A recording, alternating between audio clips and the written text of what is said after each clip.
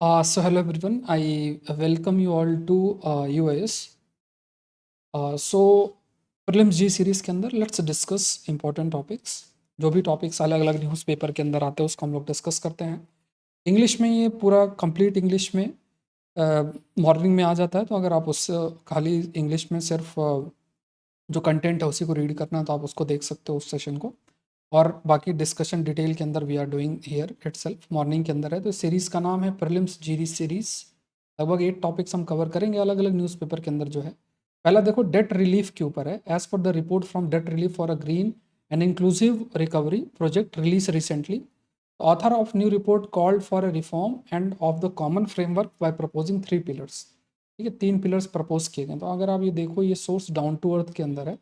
Debt of emerging market and developing economy rose by 178% from 2008 से 2022। ये report down to earth की है, उसके बेसिस में ये आपका दिया गया है। ठीक है, तो यहाँ पे डेट रिलीफ है, मतलब जैसे उधारी लेते हैं ना, उधारी का शब्द जो यूज़ होता है वो डेट यूज़ होता है, और डेट रिलीफ की बात की जा रही है, ग्रीन और इंक्लूसिव रिकवरी।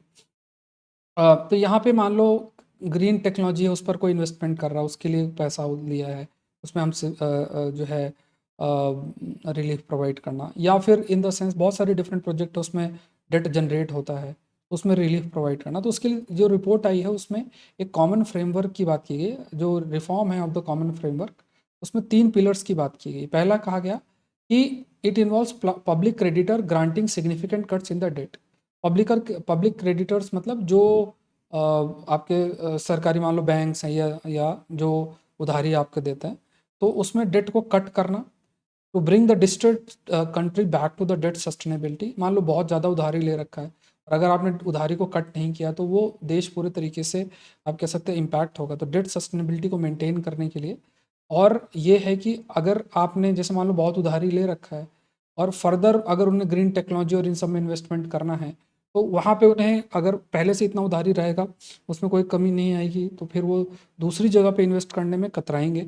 तो यहाँ पे ज़रूरी है कि जो भी हमें गोल्स को अचीव करना, तो उसमें जो भी ऐसे डिस्ट्रेस्ड कंट्री है उनका जो डेट है उसको कम करना, रिड्यूस करना, एक पिलर ये बताया गया।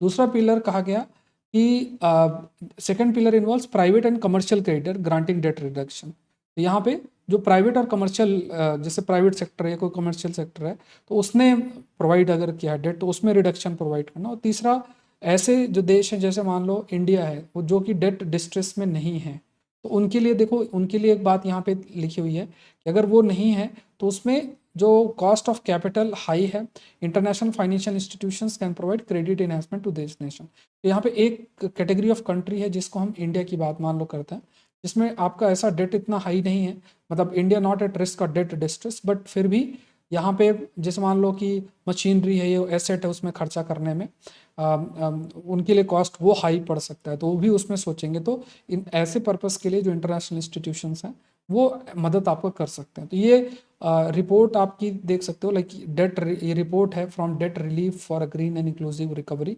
प्रोजेक्ट। तो इसमें ये सब बातें, 3 पिलर्स आपके हाईलाइट किए गए। तो तीनों पिलर्स को आपको नोट डाउन कर लेना है। तीनों पिलर्स हैं इस रिपोर्ट के। ठीक है, debt relief for green and inclusive recovery. तो इसका आंसर होगा 1, 2 एंड 3। नेक्स्ट देखो, जो ये पॉइंट्स है ना, इनको आप नोट कर लो, साथ साथ में जो है नोट कर लो। मंथ के एंड में मैं फिर आपको एक फिजिकल फॉर्म में एक मैं आपको प्रोवाइड कर दूंगा इसको। With reference to the preventive detention consider the following statement. According to section 151 of the code of criminal procedure, the police has are empowered to make preventive arrest if they believe they must do so to prevent the commission of any cognizable offense। ठीक है, in India, preventive detention is for a maximum period of 6 months, a limit which can be changed by the parliament. Preventive detention in India dates from the British rules in the early 1800s and continues with such laws as the Defence of India 1939 and the Preventive Detention Act 1950। अब इसमें भी देखो, ये the Hindu के अंदर आया था preventive detention, और colonial legacy has the ability to confer arbitrary power to the state. Supreme court का जजमेंट है। तो यहाँ पे अगर आप इफ विल सी हियर, तो यहाँ पे अकॉर्डिंग टू सेक्शन 151 सीआरपीसी का, पुलिस के पास है कि मान लो प्रिवेंटिव अरेस्ट किया जाए, मतलब लगता है कि यार ये पर्सन ये पब्लिक ऑर्डर या कुछ ऐसा इम्पैक्ट कर सकता है, तो उसको डिटेन किया जा सकता है। तो ये आपका इस सीआरपीसी के अंदर सेक्शन 151 के अंदर जो है वो मेंशन, ये स्टेटमेंट सही है। दूसरा स्टेटमेंट जो इसके इसमें हाईलाइट किया गया है कि मैक्सिमम पीरियड ऑफ, इसमें लिखा है कि मैक्सिमम पीरियड जो है वो आपका जो है like the preventive detention is for a maximum period of 6 month लिखा है। यहाँ पे ये है कि this detention can be extended beyond 24 hours. 24 hours के बियॉन्ड, जैसे जनरली किसी को आप डिटेन करते हो नॉर्मल सेंस में, उसको 24 आवर्स के लिए रख के फिर मजिस्ट्रेट को इन्फॉर्म करना पड़ता है। इसमें बियॉन्ड 24 आवर्स रखा जा सकता है। And we also can say कि लगभग एट मैक्स 12 मंथ्स के लिए भी रखा जा सकता है। फिर आपका हाई कोर्ट का एडवाइजरी बोर्ड होता है, उसको अप्रोच करो, फिर अगर और ज़्यादा ज़रूरत पड़ती है, मान लो एनएसए एक्ट लग गया है, तो 12 मंथ्स के बियॉन्ड भी आपका जो है वो रखा जा सकता है। तो बियॉन्ड 3 मंथ, तो पहले तो 3 मंथ्स तक का था मैक्सिमम पीरियड 3 मंथ्स, तो 12 मंथ तक लेकर जाया जा सकता है 3 मंथ्स के गैप में। बट उसमें फिर एडवाइजरी बोर्ड होगा हाई कोर्ट का, उसको अप्रूव करना पड़ेगा, तब किया जाएगा। यहाँ पे ये स्टेटमेंट जो लिखा हुआ है कि 6 मंथ का है, तो ये गलत हो गया। और preventive detention in India dates from British rule, ये स्टेटमेंट सही है कि जो प्रिवेंटिव डिटेंशन वाली चीज़ है ब्रिटिश रूल से चलता जा रहा है। एंड प्रिवेंटिव डिटेंशन एक्ट 1950 भी है आपका, डिफेंस ऑफ इंडिया एक्ट 1939 भी है। तो यहाँ पे आंसर जो है दैट इज 1 and 3। नेक्स्ट देखो, नेक्स्ट टॉपिक देखो, with reference to state energy efficiency index, ये फैक्चुअल टॉपिक आपका आ जाता है। So state energy efficiency index 2021-2022, इसके लिए स्टेटमेंट, ये आप इंडियन एक्सप्रेस का टॉपिक है। Andhra Pradesh, Telangana, Karnataka among 5 state in front of runner category. तो यहाँ पे आप देखो, ये जो इंडेक्स है ये डेवलप किया गया bureau of energy efficiency in association with alliance for energy and efficient economy. SEEI 2021-2022 has an updated framework of 50 indicators aligned with the national priorities. Bihar and Assam showed the most improved since last index. तो यहाँ पे अगर if you will talk about this, तो यहाँ पे ये जो state energy efficiency index है, अब ये पहली चीज़ तो ये याद रखना है कि इसमें 50 इंडिकेटर्स हैं लगभग, है ना, कई सारे इसमें इंडिकेटर्स के अंदर क्राइटेरियाज इंक्लूड किए गए हैं। अब इसमें देखो 5 जो टॉप में स्टेट्स है, आंध्र प्रदेश है, कर्नाटका, केरला, राजस्थान, तेलंगाना, ये फ्रंट रनर है, मोर देन 60 पॉइंट्स हैं। अब बाकी के नाम इतने याद नहीं रखने हैं। फिर ये जो इंडेक्स है ये हमें हाईलाइट करेगा कि जैसे जो एनर्जी ट्रांजिशन हो रहा है उसमें कौन स्टेट कितना प्रोग्रेस आपका कर रहा है। और साथ में जैसे मान लो इसमें अगर देखा जाए तो जैसे फॉर एग्जांपल हमने सस्टेनेबल डेवलपमेंट गोल्स में कई सारी चीज़ें रखी हुई हैं, गोल्स हमें अचीव करने हैं। हमें जो हमने नेशनल डिटरमाइंड कंट्रीब्यूशन है जिसमें हमने कहा है कि इतने सारे ये सारे टारगेट्स हमें मीट करना है related with energy transition, renewable energy, carbon emission को रिड्यूस करना, तो उनको मीट करने में हेल्प करना। तो चाहे फाइनेंशियल असिस्टेंस प्रोवाइड करना, इंस्टीट्यूशनल कैपेसिटी को डेवलप करना अलग अलग लेवल पे अगर देखा जाए, और फिर अलग अलग सेक्टर्स को जो है उनको मॉनिटर करते रहना, ऐसे रिपोर्ट लेकर आना, ये है। तो यहाँ पे अगर देखा जाए कि यहाँ पे लिखा हुआ कि बिहार एंड असम सोड द मोस्ट इम्पॉर्टेंट, मतलब यहाँ पे टॉप परफॉर्मिंग है, तो यहाँ पे ये स्टेटमेंट आपका जो है गलत है। तेलंगाना एंड आंध्र प्रदेश, ठीक है, तेलंगाना एंड आंध्र प्रदेश जो है उन्होंने सबसे अच्छा इंप्रूवमेंट किया है। पहला मतलब थर्ड स्टेटमेंट गलत है, आंसर 1 and 3 है।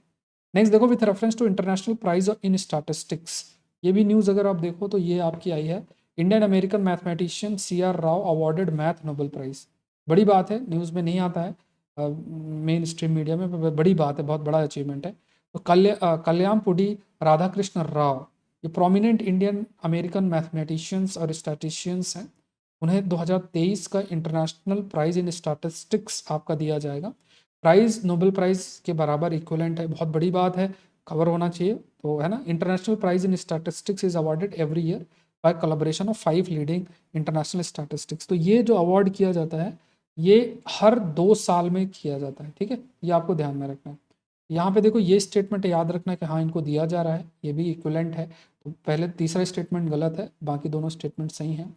एंड इन्होंने जैसे like for knowing when a method for estimating quantity is as good as method can be, मतलब बहुत सारी इन चीज़ों ने सामने रखा हुआ है। क्रेमर राव लोअर बाउंड, ये इन्होंने इसके बारे में जानकारी प्रोवाइड की है, ठीक है। तो सपोज करो like for knowing means for knowing when a method for estimating a quantity is as good as any method can B.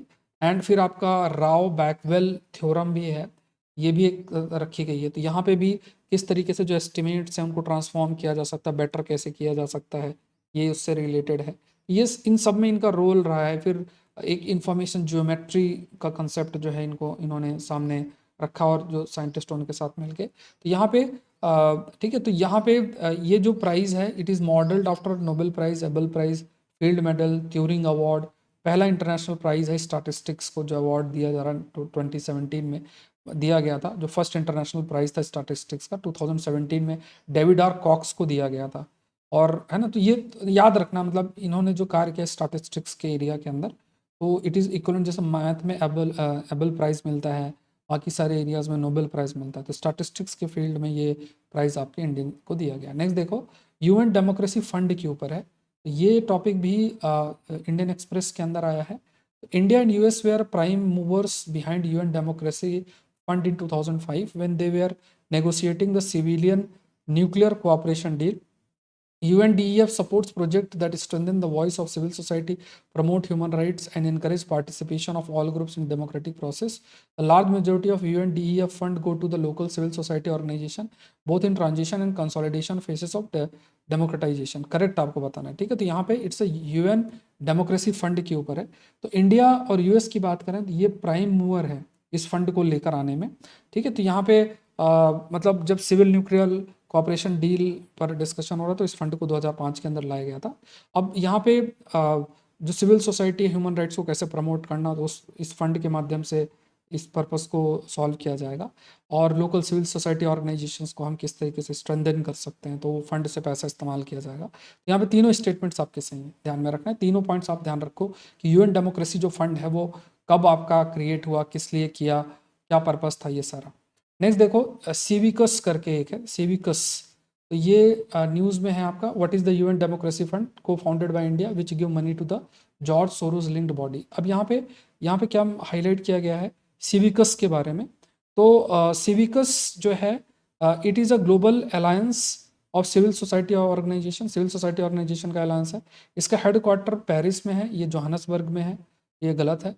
और ये सिविक स्पेस में तो सिविल सोसाइटीज़ हैं, उनका क्या रोल है, उनको कैसे इंक्रीज किया जाए, ये सारा मॉनिटर करने का काम आपका सिविकस का होता है। तो ये एक वर्ल्ड अलायंस के रूप में सिविक पार्टिसिपेशन, सिटीजन पार्टिसिपेशन पे फोकस करता है। तो यहाँ पे आंसर आपका क्या होगा, दैट इज़ यहाँ पे आंसर जो है दैट इज़ बी। नेक्स्ट देखो, consider the following statements about national party, ठीक है।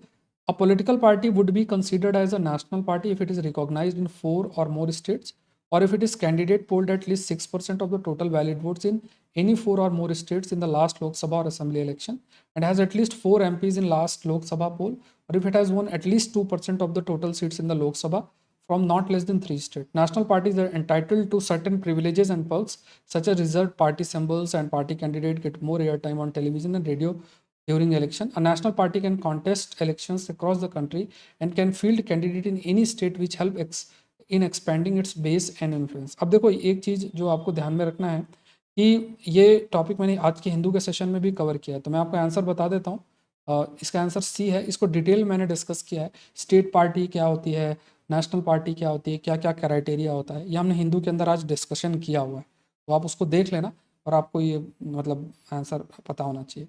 नेक्स्ट देखो, महात्मा ज्योतिबा फुले हैं, इनकी जयंती थी, तो इसलिए इम्पॉर्टेंट है। तो इस पर भी अगर आप देखो तो ये जी बिजनेस के अंदर भी न्यूज़ आई थी, Mahatma Jyotiba Phule Jayanti, know all about the social reformer. तो he was the first person, he was the first person with his wife Savitri Bai Phule to open a school for girls in Bombay in 1848 which was revolutionary spirits women education के लिए।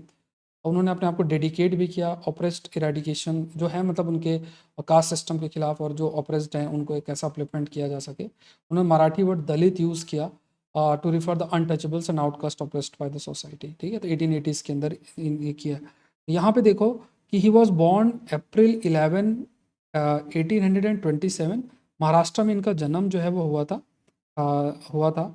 And he was the first person जिन्होंने पुणे के अंदर open किया था school. And he was the first person with wife Savitri Bai Phule to open a school for girls in Pune, ठीक है। बॉम्बे में नहीं, पुणे में ओपन किया था इन 1848। तो बहुत बड़ा कदम था। तो ये स्टेटमेंट आपको याद रखना है कि इन्होंने कदम उठाया था, वुमेन एजुकेशन के लिए भी इनका एक अच्छा कंट्रीब्यूशन उस समय जो है वो रहा है। बाकी सारी चीज़ें आपको इनके बारे में पता ही, जैसे इन्होंने like society of truth Sikar इसको फाउंड किया था। फिर जिसे हम सत्य शोधक समाज भी कहते हैं, इसको इन्होंने फाउंड किया था। एंड किस तरीके से जो आपके ऑप्रेस्ड हैं या डिप्रेस्ड क्लास है उनके लिए कैसे कार्य किया जाए, उनका अपलिफ्टमेंट के लिए कैसे कार्य किया जाए, उस पर भी इन्होंने फोकस जो है वो किया था। ठीक है, ये सारी चीज़ें तो आप नोट डाउन करें। और एक बहुत इंपॉर्टेंट इन्फॉर्मेशन है, देखो कंप्लीट करंट अफेयर का रिवीजन जो बैच है कोर्स लॉन्च हो गया है। इसका प्राइस मात्र 1499 है। कोड यूज़ करो SPLIV, फर्दर 10% का डिस्काउंट आपको मिल जाएगा। ठीक है, तो आप इसका हिस्सा जरूर से बने। Complete current affair revision batch जनवरी 2022 से लेकर अप्रैल 2023 तक के टॉपिक्स कवर होंगे। सिविल सर्विस की तैयारी कर रहे हो और APFC की तैयारी कर रहे हो, दोनों में से कोई भी कर रहे हो, ये कोर्स आपके लिए बहुत हेल्पफुल रहेगा और लाइव क्लासेस आपकी होंगी। ठीक है, तो ये ज़रूर से इसका हिस्सा बनना है। बहुत सारे आप में से लोग हैं जो पार्टिसिपेट किए थे ज्योग्राफी, एनवायरनमेंट और एग्रीकल्चर वाला जो कोर्स है उसमें, और आई होप ये जो है, जैसे मैंने प्रॉमिस भी किया था इस कोर्स के बारे में, तो इसका भी आप हिस्सा जरूर से बनेंगे। लिंक जो है डिस्क्रिप्शन बॉक्स में दिया हुआ, उस पर क्लिक कर देना और फिर ये कोड डाल के ज्वाइन कर लेना SPLIV, और फिर आप ज्वाइन कर सकते हैं। और 20% ऑफ का भी चल रहा है, तो अनलॉक 20%, तो इसमें भी अनअकैडमी की वेबसाइट पे जाके आपको प्लस का सब्सक्रिप्शन लेना, तो 20% डिस्काउंट मिलेगा। इस प्राइस में पॉलिटी, हिस्ट्री, ज्योग्राफी, इकोनॉमी, जितने सब्जेक्ट्स आपको पढ़ने इंक्लूडिंग माई कोर्स, फिर आपको अलग से जुड़ने की जरूरत नहीं है। तो आप सारे एजुकेटर के सारे कोर्सेस आप एक्सेस कर सकते हैं इसमें, और ऑप्शनल भी सब कुछ इंक्लूडेड है इसके अंदर। तो आपको डेली आंसर राइटिंग है, लाइव टेस्ट है, बेस्ट एजुकेटर्स हैं, तो इन सब की लाइव क्लासेस आप जरूर से कर सकते हैं। ऑफलाइन अगर है तैयारी कर रहे हैं तो आप जरूर से जुड़ें। अलग अलग सब्जेक्ट्स है, तो ये बैच आपका 9 अप्रैल से जो है शुरू हो चुका है। 5 बजे से 7:30 बजे का टाइम है क्लास का। आप लोग क्लास अटेंड करें, और ये ऑफलाइन क्लासेस को, ठीक है, तो 12 महीने की वैलिडिटी है इसकी। और इसमें if you use the code SPLIV, तो फर्दर आपका अमाउंट रिड्यूस होगा, और आप जरूर से हिस्सा बने और अपनी ऑफलाइन की क्लासेस भी कर सकते हैं। So thank you everyone. UIS channel को जरूर से सब्सक्राइब करें और सेशन को जरूर से लाइक करें। Thank you everyone, thank you.